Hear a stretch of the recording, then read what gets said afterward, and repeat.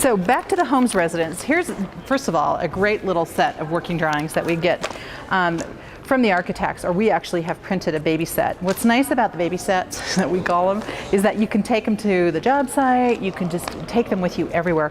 Otherwise you'd be carrying around something this size, and it would be so much larger and so much heavier. So the house in and of itself, if you can pan in there a little bit, and you'll see this in the photos too, you can see the steep slope on the site, which really started to delineate some of the height that we have in our interior spaces.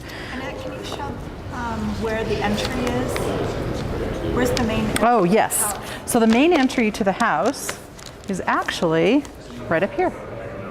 So you enter up here, there's 2 garages, and then the main entry, and then you go down a flight of steps onto the main level. So essentially on these plans here, I'm going to go back and start with the first floor, because the entry level is actually the 3rd level. So it's a little bit backwards from how you would normally enter. So you basically enter here. Here's the 3-car garage, actually 3-car garage rather than 2. And then you've got basically all you see from the street is the front of the garage, the front entry, and then the roof line coming through, and then the den up here. So essentially when you walk in, you have the option of coming through the mudroom, small gallery entry, and then coming down the stairs. Because of wanting to ensure that the house was accessible to all, they did put in a small elevator. So it is nice to have that, but it rarely gets used. And then essentially your space is right there, because everything else you're seeing here in the plan is roof volume, and you don't even see it from this level other than just a little bit through this window here. What's really fun about the stairs is that because this is in an old mining town, they created a bit of a mining feel in how the timbers were assembled, and you'll see that in the photographs. Then when you get downstairs onto basically what we call the main level, that's where you come down and you enter into the dining room and the living room space, sort of this great room area, along with the gallery all along here, the south-facing porch, and then as you will see in the plan, we have glazing all along the north side as well. And is that where the views are then? The views are fantastic this way, yes, because actually when you look out here, all you see is berming. You see just berming going up to the driveway level. So this actually created a really nice intimate patio that gets the sunshine and also created a lot of privacy for them. But then the view is absolutely out through the north windows. So in here on our main level, we have the dining room, the living room, the den, a small dining space here for when they want more of an intimate experience. And then in the kitchen area, we have an island, sort of a fan-shaped island, which is really where everybody hangs out. Then this is the sort of the grounding elements that I spoke of earlier, where we have the fireplace elevation here and this back wall of the kitchen, and basically you can see all the way through. You have this great breakfast nook, and of all the spaces in the house, the one that feels most like you're in a tree house is when you're sitting in here. It's just fantastic. It's really fun. Wonderful pantry, some more back of the house ski rooms, our elegant powder room here, and then they did also have an outdoor grill, outdoor patio, directly off the kitchen for that outdoor dining experience, and a hot tub down here from when they can come in from skiing. They actually are pretty adjacent to the ski run. Master bedroom is also on the main level over here. King bed, seating, fireplace, and then master closet and master bath. There is a little tiny stair that's sort of tucked behind here that takes you upstairs to the den. This is that bathroom door I was talking about where we had to change it rather than swinging in. We changed it so that it swung out. And what's kind of fun here on this plan that you're seeing is this is a working plan. So this is a plan that you'll start seeing like some of the weight lines aren't quite where they need to be when it comes from the CAD drawing, but this was our internal working set that I'm sharing with you when we were doing furniture. The master bedroom is not very large. It's not, and that's because they don't need it. They're very practically oriented. They wanted to have the living spaces be as big as possible to accommodate their family and their friends. And you'll see that in the bedrooms downstairs too. The kitchen is large because they have 5-6 people in there at a time cooking and cleaning up and prepping. And this breakfast nook is fantastic. You can literally seat 2, and you can get 3 people on the side there, so you can seat about 8 people around that little breakfast glass. nest. It's all glass, yeah, with a built-in banquette. And then downstairs, so then you go down to the next level.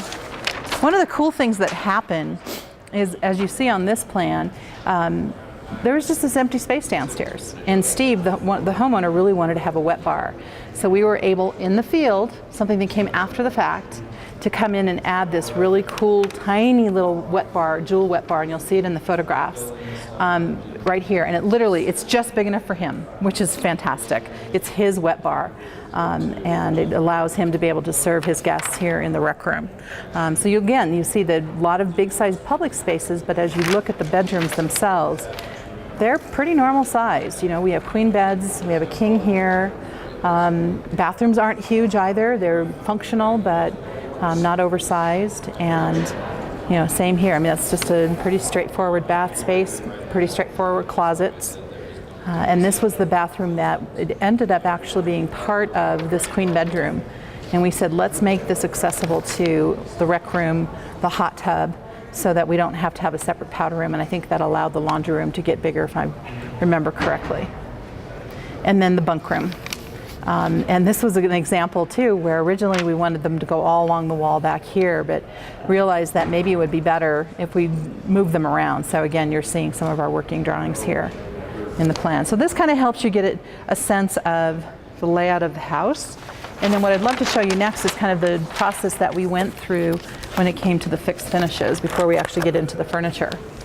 So as we were putting together the designs, we did some renderings that kind of helped to show the finishes of the bathrooms. The tiles, you see the shower niche here, the soffits, the bench in the shower, the demising wall between the vanity and the shower with a piece of glass in between to, again, allow for as much light and openness to permeate through. We actually ended up tiling around the mirror here and creating a tile frame here, and then did a custom vanity that had, again, that element of nature coming in. It was a wheat chaff for the front sort of drawing of that folky type cabinet. And then what you see here, so here's sort of where we started. This is what it ended up like. We ended up doing the CAD drawings. It was a nice clean CAD drawing that would have looked like that.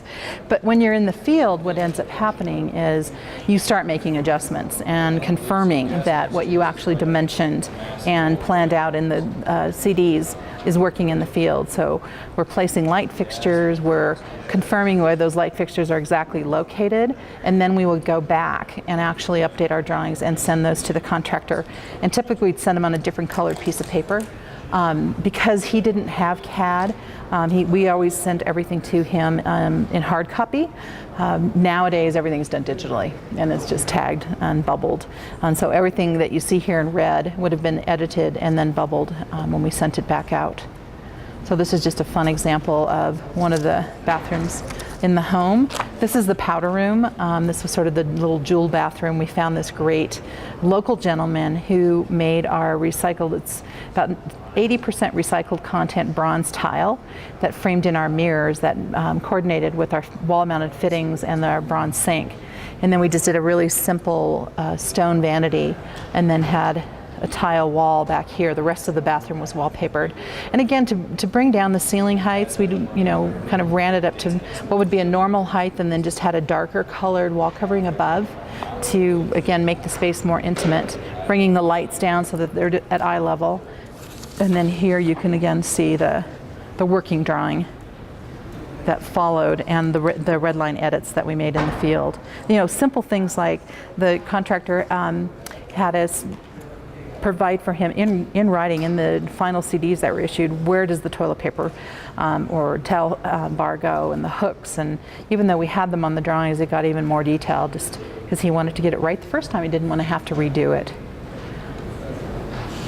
Let's see, I think there's one more here I'd like to show you. It's the master bath, just because it's got it in the kitchen actually. So here's the master bath. Oh, these tiles are just so beautiful. mosaic tile that the client fell in love with from her New Jersey source. And so we used that tile again to sort of frame the mirror walls. They each had their own vanity. His was adjacent to the shower. The shower actually had a tilt-out window up here to allow the steam out if they didn't want steam, and or to allow the shower to dry more quickly. Our bench and the tile details there, and then the adjacent tub that was also surrounded by windows. So that one also had edits in the field. And you can see just a variety of things, and simple things like we were providing the door hardware for all the drawer hardware and cabinet hardware. So we would have to go through and do our counts, and again we would double check it on our design drawing, and then also double check it on the shop drawings. And that's the one thing I don't have to show you, are all the shop drawings for all the millwork in this house. Essentially, we don't keep copies of those. They get sent to us. We redline, sign off, then they get sent to the architect, and then they end up at the millwork house. So that's basically why you're not seeing them. But that's also a very integral process. Annette, it's real clear that as you make these changes, whether they're red line or you're doing an elevation or you're showing a custom detail, that it's very important for an interior designer to be able to visualize in 3 dimension. Yes, it's vitally important that designers can visualize in 3 dimension and understand how something is going to be built and how something is going to be put together. If you don't understand that, it's hard to design it. I mean, you can come up with the intent, but you can't necessarily then see it executed into the field. Some of the other elements that we were involved with, and I'll just go through these really quickly, is the lighting design. Both the decorative, basically all the decorative lighting. So these are both ceiling fixtures, all the cut sheets, the wall sconces, dining room chandelier, if I can turn the page. And this was a custom piece. This was the piece I had mentioned earlier, where because it was all made out of big chunky pieces of bronze, we had no ability to adjust the height once it got installed. This was actually one of the most challenging pieces to measure for, because we didn't have a flat ceiling. We actually had a 2-point connection, and we had to determine and know some math to come up with it, to actually come up with the final set height. The final set height was great, but because of how shallow these bowls are, this is where we came in and actually added the lens after the fact. Here's actually an example of a shop drawing that the vendor did. And we need to know the weight. We always need to know the weight of all of our wall sconces and ceiling fixtures to make sure that there's enough backing in the structure to support that. Also, anything that you wall mount, whether it's an FF&E piece or a built-in piece, same type of thing. You need to make sure that you have that element in place. So that's a little bit on lighting. And then we also did, again, the contractor wanted to ensure that he had all the information correctly, so we put together a color chart. This was actually the first color chart I've ever done, but because we had so many different colored plaster walls throughout the house, we actually were able to use a earthen-based integral colored plaster throughout the home, which is a beautiful, beautiful finish. And again, we had many different finishes, and we had some wall covering. So we actually went through and did a schedule. It's funny, I hardly ever use wall covering, but she loved wall covering. So a lot of the bathrooms had wall covering in them. But so we put together a little bit more of a detailed finish schedule just for the walls. So the back page of the sheet. So the back page of this sheet actually goes through the spec, talks about the plaster and the specification of the plaster, and that it's a minimum of a 2-coat, and it's earthen based. Talks about the spec on the gyp board, what type of non-toxic VOC wallpaper paste to use, and then the paints and the coatings. So it actually goes through and talks about the spec in a more generic sense.